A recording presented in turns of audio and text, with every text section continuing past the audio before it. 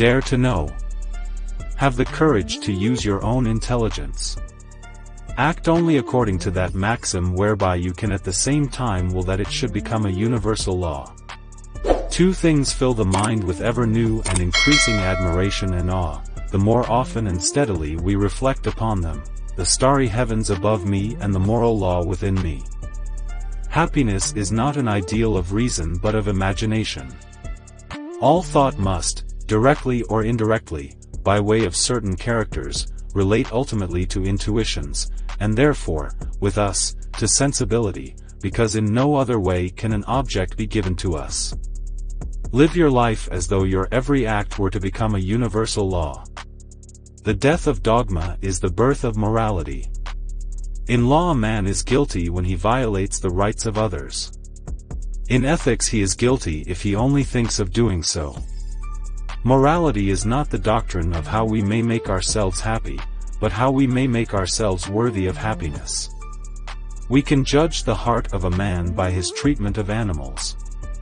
Act in such a way that you treat humanity, whether in your own person or in the person of any other, never merely as a means to an end, but always at the same time as an end. Science is organized knowledge. Wisdom is organized life.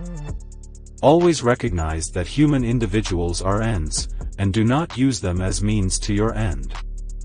To be is to do. It is beyond a doubt that all our knowledge begins with experience.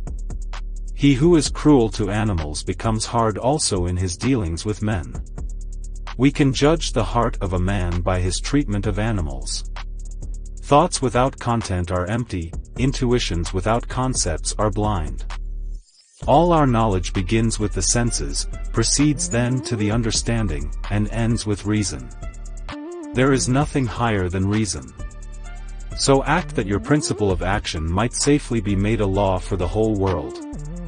Metaphysics is a dark ocean without shores or lighthouse, strewn with many a philosophic wreck. We are not rich by what we possess, but by what we can do without. Give me matter, and I will construct a world out of it. The only objects of practical reason are therefore those of good and evil.